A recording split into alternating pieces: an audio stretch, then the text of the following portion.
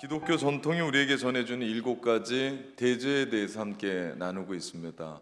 이것이 얼마나 치명적이면 죽음에 이르는 죄라고 해서 7가지를 이야기를 합니다. 교만, 시기, 분노, 탐욕, 나태, 탐심, 정욕이 바로 7가지입니다. 오해하면 안 되는 것이 이 죄들이 가장 치명적이기 때문에 7가지를 선정해 놓고 그렇게 부른 것이 아니라 우리 모든 죄는 치명적입니다. 근데 기독교에서 그동안 이 7가지를 대죄로 불렀던 이유는 이 죄들이 나머지 모든 죄를 대표하기 때문에 그래요. 근원적인 죄고 뿌리의 죄고 우두머리의 죄예요. 이 죄들로 말미암아 다른 죄들이 파생해 나갑니다. 우리 오늘은 그 중에 나태에 대해서 나누도록 하겠습니다. 우리에게 가장 익숙한 나태의 모습은 게으름이에요. 잠언은 나태한 사람들을 게으른 자라고 부르면서 생생한 이미지로 그들을 깨웁니다. 개미에 대한 얘기를 해요. 잠언 6장 6절에 보니까 게으른 자여 개미에 가서 그가 하는 것을 보고 지혜를 배우라고 이야기를 합니다. 개미는 어떻게 움직이라고 재촉할 필요가 없습니다. 개미에게 부지런히 준비해서 음식을 모으라고 알려줄 필요가 없습니다. 개미는 자기들이 부지런히 자기들이 먹을 것을 모읍니다. 그렇기 때문에 개미에게 가서 지혜를 배우라고 말을 합니다. 그러면서 좀 더 직설적으로 경고해요. 잠언 6장 10절에서 11절 말씀해 보니까 좀 더 자자, 좀 더 졸자, 손을 모으고 좀 더 누워 있자 하면 내 빈궁이 강도같이 오며 내 곰빛이 군사같이 이르느니라 말씀하세요. 이 구절을 보면 저 얘기가 왜 저기에 있지? 내 얘기인데 하는 사람들이 많이 있을 거예요. 은근히 웃거나 웃지도 않고 땅을 보는 사람들은 다 그런 인간이에요. 좀 더 자자, 좀 더 졸자, 좀 더 손을 모으고 있는 사람들. 그러면서 바울은 더 강력하게 데살로니가 후서 3장 10절에 이런 말을 합니다. 누구든지 일하기 싫어하는 자는 먹지도 말라라고 얘기를 해요. 아주 실제적으로 얘기합니다. 그러고 보면 하나님은 우리가 자신의 재정과 소명 그리고 시간을 게으르지 않고 부지런히 사용하는 데 관심이 있으신 걸 봐요. 다시 말하면 나태의 또 다른 이야기는 게으름이다. 그런데요, 게으른 사람을 보고 나태를 지적하는 건 쉬워요. 그런데 나태에 또 놀랄 만한 다른 예가 있는데 그것이 일 중독자입니다. 나태의 한 측면이에요. 사실 일 중독자는 게으름이랑은 전혀 상관없는 사람이에요. 그런데 왜 일 중독자가 나태의 죄를 짓냐면 모두가 다 개인의 승진이고 개인의 포상이고 개인에 집중돼서 자기 중심적으로 그 일을 하기 때문에 그에게 하나님 나라의 경제에서 노동은 자아를 드러나는 도구일 뿐만이지 다른 건 아무것도 없어요. 다시 말하면 내가 일을 함으로 이웃이 행복하고 내가 일을 함으로 하나님이 행복하고 내가 일을 함으로 말미암아 세상이 밝아지는 것과는 전혀 상관없이 오직 내 배와 나의 부의 축적에만 있기 때문에 일 중독자도 나태의 죄를 범하고 있다라고 이야기를 합니다. 소명은 다른 사람들의 필요를 채워주는데 몰두하는 사람들이에요. 그래서 하나님이 나를 가정으로 부르셨고 나에게 직장을 주셨고 나에게 학교를 주셨고 그리고 나에게 교회를 주셨고 또 나에게 더 큰 곳에 가서 헌신하고 또 일하라고 우리 가운데 주셨기 때문입니다. 이웃보다 자신이 우월함을 증명하거나 이웃보다 더 많이 소유하려고 녹초가 되도록 일하는 일 중독자 역시도 나태의 죄를 짓고 있는 것이다라고 얘기합니다. 김남준 목사님의 게으름이라는 책이 한국의 오래된 책인데 되게 많이 팔린 베스트셀러예요. 그 게으름에 대한 얘기를 하면서 특별히 제가 그 책을 읽어가면서 눈에 들어온 게 있는데 게으름이 어떻게 삶을 파괴하는지에 대한 4단계를 이야기를 해요. 첫 번째 단계는요, 최선을 다하지 않는 단계라고 얘기해요. 게으름이 내 삶 가운데 들어오면 뭐든지 대충대충해요. 최선을 다하는 게 없어요. 그리고 2단계로 넘어가면 의무를 저버려요. 내가 해야 될 일이 있거든요. 내가 아버지인데 가정에 소홀해요. 내가 학생인데 공부하고 살아가요. 내가 직장의 오너인데 직장을 돌보지 않는, 해야 할 의무를 최선을 다하는 것을 넘어서 아예 의무를 저버리는 부분이 2단계예요. 그런가 하면 3단계가 있는데요. 자신의 욕망을 채워줄 즐거움을 찾는 단계예요. 게으름에 빠지면 최선을 다하지 않을 뿐만 아니라 내가 의무도 감당하지 않고 이제는 그 의무를 넘어서 뭐예요? 육신의 편안함, 육신의 쾌락, 육신에 대한 재미를 찾게 됩니다. 악을 행해서라도 재미가 있으면 된다라고 생각합니다. 그렇기 때문에 이 나태가 죄가 되는 거예요. 그리고 마지막 4단계는요, 비교 의식의 단계예요. 이 단계가 되면요, 내가 굳이 저거 해야 되나? 남들도 않는 것 같은데 나는 저 일들을 해야 되나? 내가 왜 굳이 지금? 이라고 생각해요. 그러면서 신앙생활 하면서도 다른 사람과 비교를 해요. 그래서 저분도 교회로 오래 다녔던 분인데 안 하는데 굳이 내가 해야 되나? 라고 이야기하면서 비교 의식하면서 나태에 빠지는 부분을 이야기합니다. 바쁜 현대인들은 서두를 것이 없다고 얘기해요. 내일도 있는데 뭘 오늘 이렇게 열심히 천천히 하자라고 얘기하고 그 말을 대단히 덕스럽고 혹은 여유롭게 생각하기까지 합니다. 그러나 우리는 종종 하기 싫어서 나중에 미룬 결과가 아예 하지 못하는 것을 경험하기도 합니다. 어떤 성도 한 분이 부모님을 공경하는 의미에서 전도를 하고 싶었어요. 그래서 이 부모님이 다른 종교에 심취해 있다 보니까 몇 번 기회를 보다가 망설이고 또 전도를 차일피 미루던 중에 건강했던 부모님이거든요. 근데 부모님이 돌아가 버렸어요. 너무 안타깝게, 예상치도 못하게. 삶이 그렇거든요. 오늘 우리에게 무슨 일이 어떻게 일어날지 모르는데 우리가 어떻게 내일을 장담합니까? 우리가 원하는 것이 분명히 있어요. 원함에도 불구하고 우리가 얻지 못하는 이유는 나태하기 때문입니다. 잠언 13장 4절 말씀해 보니까 게으른 자는 마음으로 원하여도 얻지 못한다고 얘기합니다. 우리 안에 마음으로 원하지 않는 사람은 아무도 없어요. 모두가 다 마음으로 원해요. 그런데 게으른 자는 원하여도 얻지 못해요. 우리가 이 나태에 대한 부분을 생각해 봐야 돼요. 가만 보면 우리가 죽음에 이르는 7가지 죄를 하나하나 지금 살펴보고 있어요. 앞으로 2가지 더 남았습니다. 교만과 분노와 시기 같은 죄들은 자객과 같이 우리 앞에 나타나서 칼을 휘둘러요. 그래서 우리가 그거에 대해서 확 와닿아요. 그런 반면 이 나태는요, 자객이 나타나지 않아요.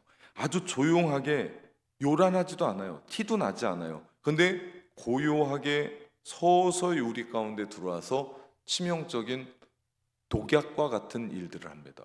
그래서 나태는요, 우리 가운데 괜찮다라고 얘기하고 서두를 필요가 없다고 얘기하고 우리 마음 가운데 안심을 줘요. 그런데 결국엔 어떻게 해요? 남는 것은 아무것도 없고 우리를 침몰 시키는 무서운 죄가 되더라. 많은 부분 느껴졌을지도 모르겠어요.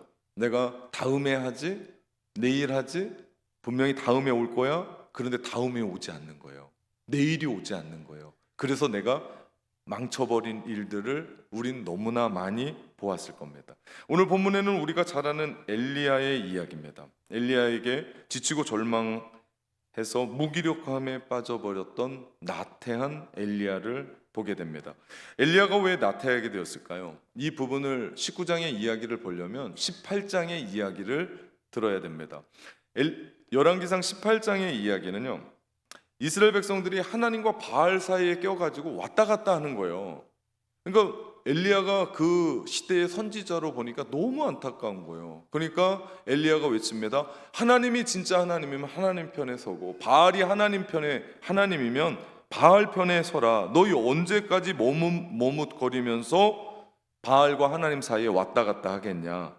누가 참신인지를 섬길 것을 촉구합니다. 그러면서 바알 선지자 450인과 아세라 선지자 400, 도합 850대 1로 대결을 제안해요. 그 대결은 뭐냐면 각을 떠는 송아지 후에 누구든지 먼저 제사를 드리는 거예요. 하늘로부터 불이 떨어져서 그 제물과 그 제단을 태우는 그 신이 진짜 신인지를 놓고 시합을 합니다.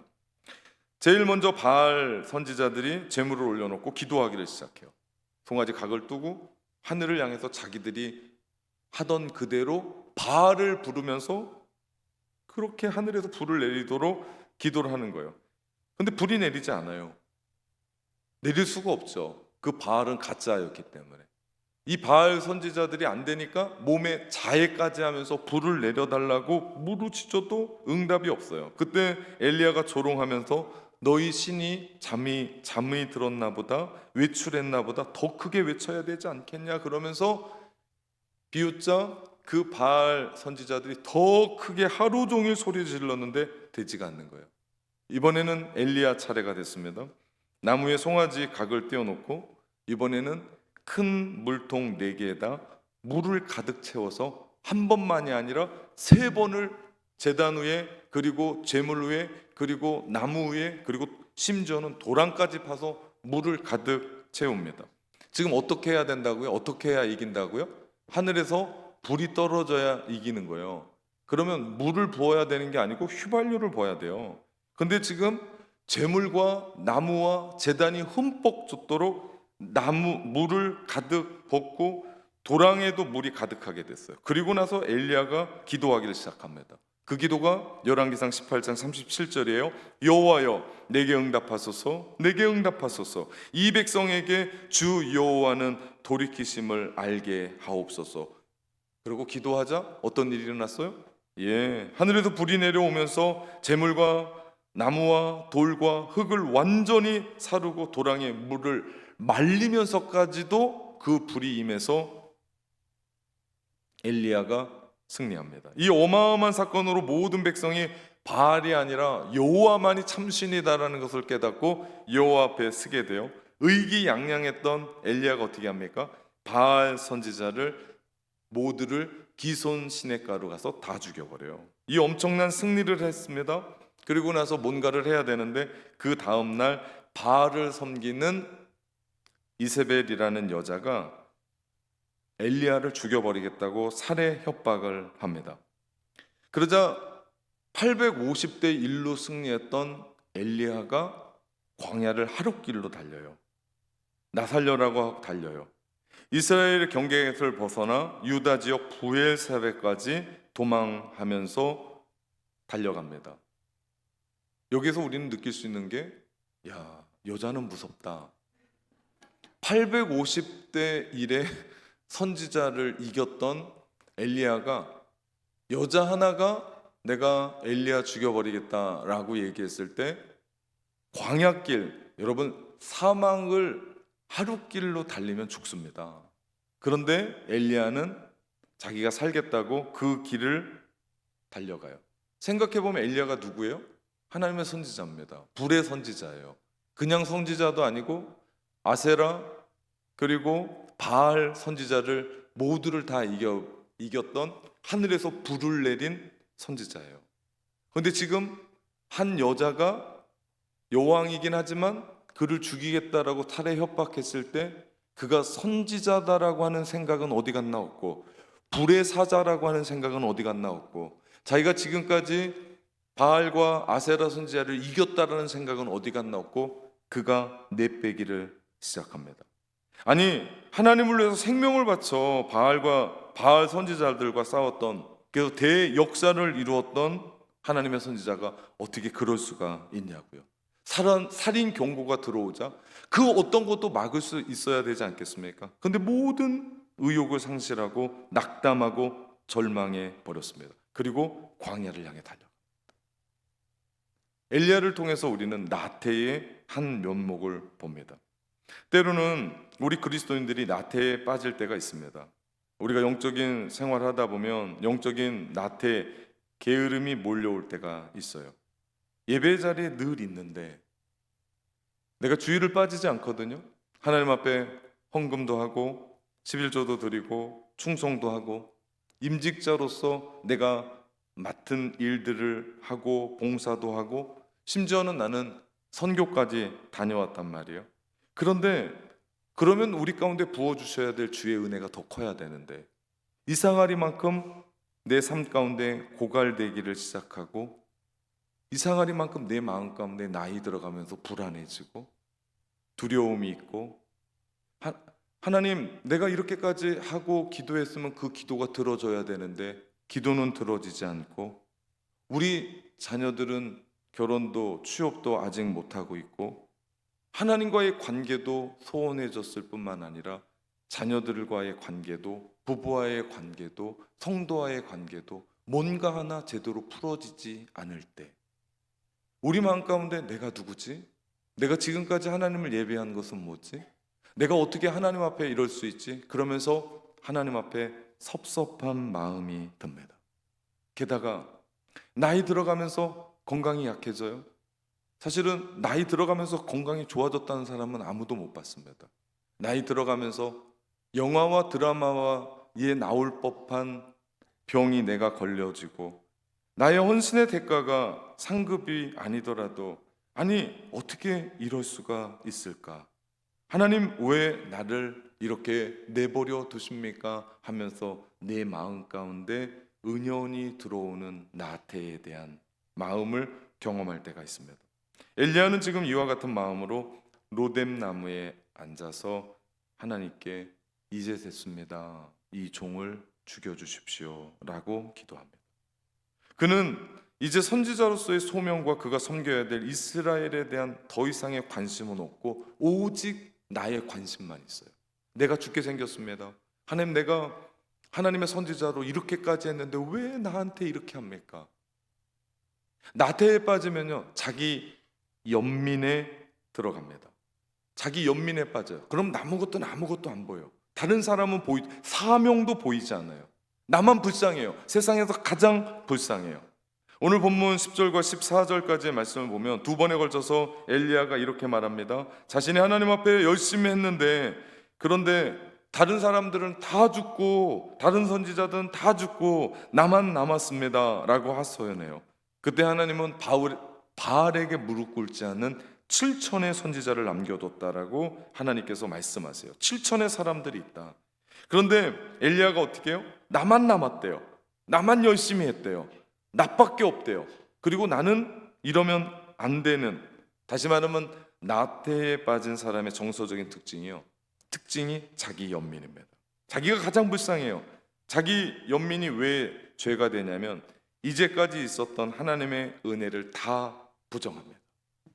나를 부르신 것 부정합니다. 나를 이렇게 사랑한 것 부정합니다. 나를 어떻게 이끌으신 것 다 부정합니다. 나는 지금 세상에서 가장 외롭고 불쌍한 사람이라는 거예요. 그리고 앞으로도 하나님께서 주신 그 은혜도 없을 거다라고 부정하는 것이 자기 연민입니다. 그래서 하나님의 은혜를 다 거부해 버리기 때문에, 인정하지 않기 때문에 자기 연민은 죄가 돼요. 여러분, 이 부분이 혹 나는 아닌지, 영적으로 성숙한 사람은 가만 보면 자기를 초월합니다. 그래서 이웃에게 나가고 하나님의 관심이 무엇인지에 대해서 관심을 둬요. 그러나 우리가 영적으로 퇴보할 때 보면요, 자기에만 올인해요. 그래서 저를 만나러 오는 분들을 가만히 들어보면요, 다 자기예요. 다 자기예요. 남을 위해 기도하다가, 교회를 위해 기도하다가, 다른 가정을 위해 기도하다가, 나라를 위해 기도하다 저 찾아온 인간은 하나도 없어요. 다 자기예요. 자기를 몰아준대요. 자기가 안 된대요. 그래서 제가 하나하나 풀어줍니다. 지금 여러분은 어떻습니까? 나는 지금 이웃에게 나가고 있습니까? 하나님께로 더 가까이 나가고 있습니까? 누군가에게 손을 내밀고 있습니까? 나 자신을 초월합니까? 이것이요, 영적 성장이에요. 그런데 그러지 못하고 계속해서 지금 내 눈에는 이웃도 안 보여요. 교회도 안 보여요. 심지어는 내가 누군지도 모르고 나에 대해서 몰입돼 있어요. 그러면요, 영적으로 퇴보했다고 생각합니다. 아, 지금 내가 영적으로 거꾸로 걷고 있구나. 우리는 여기서 떠오른 선지자 한 사람을 봐요. 그 사람이 요나입니다. 하나님께서 원수 나라인 니느웨에 가서 복음을 전하니까 요나는 니느웨로 가지 않습니다. 다시스로 가는 배를 타요. 그리고 요나가 그 다시스로 가는 배에서 사명에 대해서 나태하니까 어떻게 돼요? 잠을 자요. 배 밑에 가서 깊은 잠에 빠져버려요. 무기력의 잠이에요. 회피의 잠이에요. 자기 몰입의 잠입니다. 피곤해서 자는 게 아니에요. 의욕을 다 상실했기 때문에 잠으로 도피하는 거예요. 선지자거든요. 한 시대를 깨우라고 불렀던 선지자거든요. 근데 자기 마음에 들지 않는다고 그 나라로 가지 않고 딴 나라로 간다라는 것, 나태입니다. 그러니까 어때요? 아무것도 없으니까 잠을 자요. 여러분, 나태와 잠은 빼놓을 수 없는 특징이에요. 나태한 사람들의 공통적인 면이요, 잠입니다. 체질적으로 잠이 많아서 많이 잠을 자는 게 아니에요. 영적으로 침체하면 잠을 자게 돼 있어요. 하나님의 영광으로 살려고 열정과 치열함 속에서 식어버리니까 그 모든 걸 어디로 쏟아요? 잠으로 쏟아요. 분명히 더 이상 분투해야 되고 목표를 이루어 가야 되는데 그게 사라져 버리니까 자기 마음 가운데 다가오는 건 뭐밖에 없어요? 잠밖에 없어요. 학생들도 마찬가지예요. 내가 꿈이 없잖아요. 그러면 잠을 잘 수밖에 없어요. 우리 고등학교 아이들, 대학을 포기한 아이들은요, 잠이 많아서 잠을 자는 게 아니에요. 목표가 없기 때문에 잠을 자는 거예요. 그런데 목표가 분명하잖아요. 그러면 그가 잠에서 벗어날 수 있죠. 이런 나태의 잠에서 벗어나야 될 길은 은혜 받는다고 잠이 줄어들지 않아요. 찬양 열심히 하고 기도 열심히 한다고 잠이 줄어들지 않아요.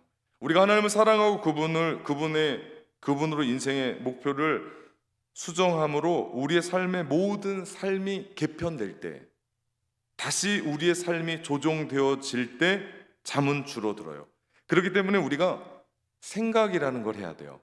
제가 이거 끝나고 나면 언젠가 그 생각 시리즈로 설교를 풀어갈 때가 있을 겁니다. 이렇게 제가 해야 설교를 하더라고요.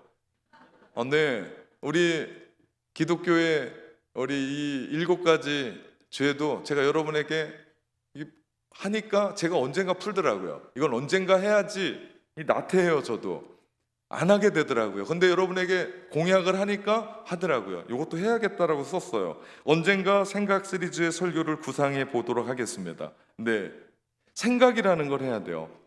그런데 나태에 빠진 사람은 생각을 안 해요. 절대 하지 않아요. 남의 생각 안 해요. 하나님에 대해 생각 안 해요. 가정에 대해 생각 안 해요. 내 앞으로의 미래에 대해서 생각하지 않아요. 그냥 살아요. 발전 없이 살아요. 그러니까 어때요? 잠만 잘 수밖에 없어요. 게으름을 이기는 법, 나태를 이기는 길이 있어요. 그것은 제가 생각하라고 그랬어요. 하나님이 기뻐하시는 일이 뭘까? 생각하는 거예요. 하나님이 나를 이 땅 가운데 불러주셨고, 가정에 불러주셨고, 학교에 불러주셨고, 전공을 붙잡게 하셨는데 그 이유가 뭘까 생각하는 거예요. 생각하게 될 때 하나님을 사랑하고 하나님께 영광을 돌리는 그 삶에 하나님 중심에 두고 내 삶을 새롭게 개편하기를 시작할 때 나태라고 하는 부분에서 우리는 점점 어떻게 돼요? 벗어나고 하나님께를 향한 그 식었던 사랑이 다시금 불릴 듯 일어나면서 우리의 삶이 개편되기를 시작해요. 여러분, 성경을 한마디로 얘기하면 하나님 사랑과 이웃 사랑입니다. 나태가 왜 죄가 되냐면 하나님 사랑, 이웃 사랑을 정면으로 거스르기 때문에 그래요. 나태의 반대는 근면인데 근면의 영어 단어의 원어를 보면 사랑이라는 뜻에서 나왔습니다. 사람이 나태에 빠지면요, 그 누구도 관심 갖지 않아요. 다시 말하면 사랑하지 않아요. 나태는 간단히 말해서 사랑을 포기한 죄예요. 하나님이 우리 가운데 사랑하라고 공동체를 만들어 주셨거든요. 남편과 아내를 주셨거든요. 자식을 주셨거든요. 나에게 동료를 주셨거든요. 직장을 주셨거든요. 나라를 주셨거든요. 그러면 우리는 뜨거운 마음 가지고 기도하기를 시작해야 돼요. 기도하기를 시작하면 눈물이 나요, 우선.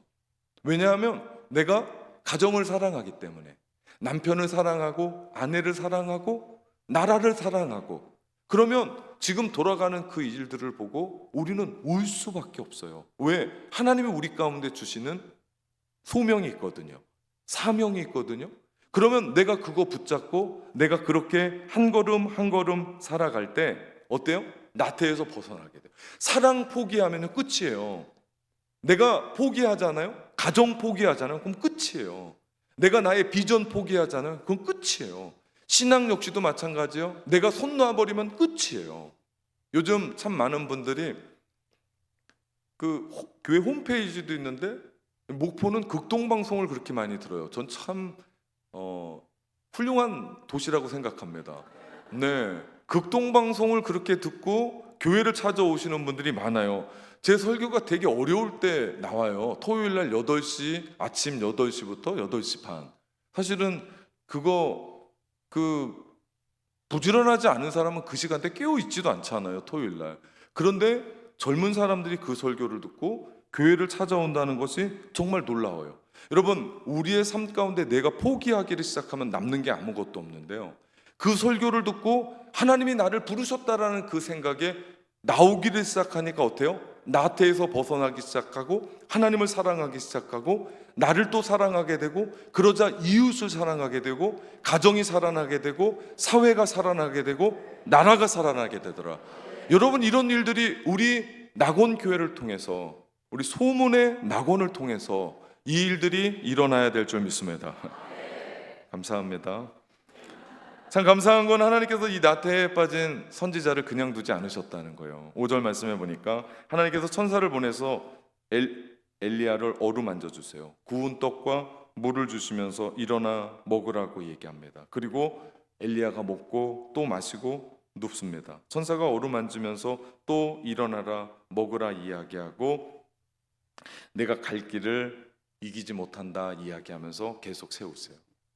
전 이 장면이 참 하나님이 근사하세요. 만약에 지친 엘리야를 깨우셔서 너 40일 새벽 기도해라 그랬으면 엘리야 죽어버렸을 겁니다.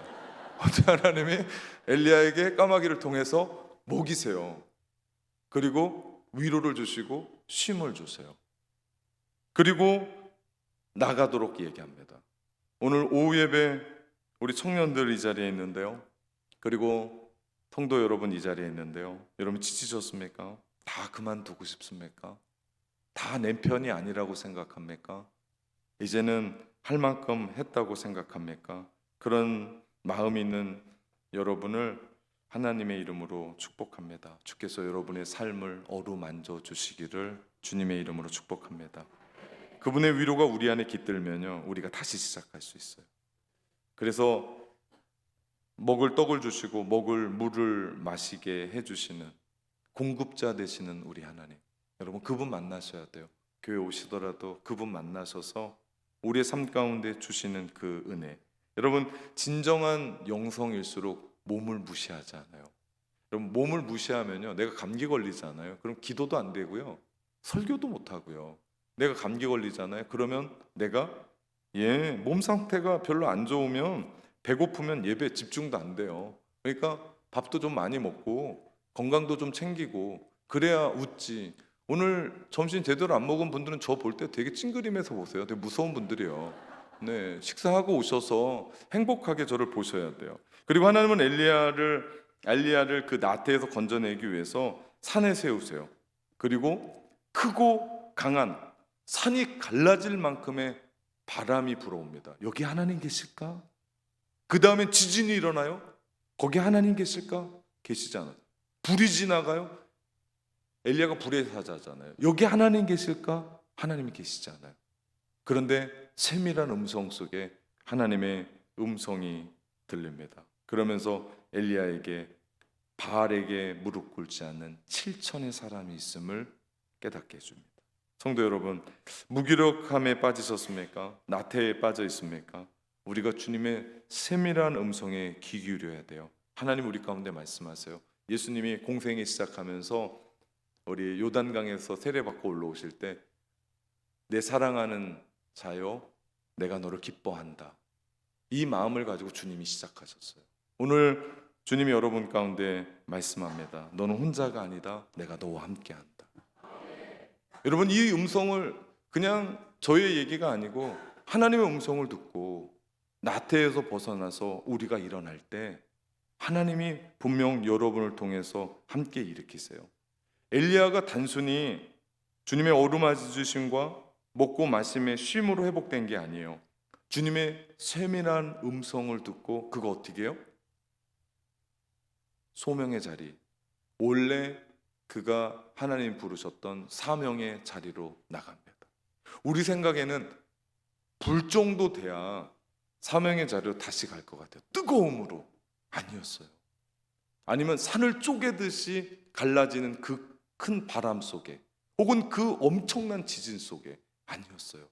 세밀한 주의 음성으로 다시 사명의 자리로 들어갑니다. 무슨 얘기입니까? 주님과의 그 온전한 관계. 우리 산상수훈의 네 번째 복이 의에 줄이고 목마른 자는 복이 있다라고 말씀하시며 그가 배부를 거라고 얘기해요. 여기서 말하는 의는요, 하나님과 우리 사이의 바른 관계를 얘기합니다. 여러분, 하나님과 바른 관계에 돼야 우리가 그분의 음성을 들을 수가 있어요. 그러지 않으면 들리지 않습니다. 우리의 삶과 하나님의 삶 사이에 불투명하면 그 하나님의 음성이 우리 가운데 불투명하게 들려서 아무것도 보일 수가 없어요. 그런데 우리가 심령의 가난함과 애통함과 온유함이 필요가 다 채워져서 우리 안에 배부르게 되고 그 결과로 결국은 긍휼히 여김을 받고 마음이 깨끗해지고 화평을 누릴 수 있는 사람이 되죠. 엘리야가 하나님의 세밀한 음성을 듣고 새롭게 주시는 그 사명을 붙잡았을 때 나태에서 벗어나게 됩니다. 모든 사람은요, 하나님께서 주신 각각의 사명이 있어요. 이건 분명합니다. 그 사명이 우리를 살려요. 그래서 요한 웨슬레가 이런 얘기해요. 사명이 있는 한 나는 죽지 않는다. 사명이 다했다면 나는 죽을 것이다. 분명합니다. 그러자 오늘 본문 15절 16절에 보니까 엘리야가 세 가지 사명을 이루어 가세요. 하나님이 하사엘에게 기름을 부어 아람 왕이 되게 하고, 예후에게 기름을 부어 이스라엘 왕이 되게 하고, 엘리야에게 기름을 부어 엘리사에게 기름을 부어 엘리야를 대신하게 하는 사명을 줍니다. 그때서야 비로소 엘리야가 나태에서 완전히 벗어나게 돼요. 여러분, 신학자 매티 폭스는 나태를 치유하는 방법은 부지런해지기로 결심하는 것이 아니라 자기 속에 있는 불꽃을 발견하는 것이라고 얘기합니다. 하나님 여러분 가운데 주신 그 불꽃 하나하나 모두에게 주셨거든요. 그거 자기 연민으로 자기 사랑에 빠지지 말고 이웃 사랑하고 하나님 사랑하고 교회 사랑하며 나가는 그 불꽃, 그럴 때 하나님의 사랑뿐만 아니라 우리의 사명도 완성되는 줄 믿습니다.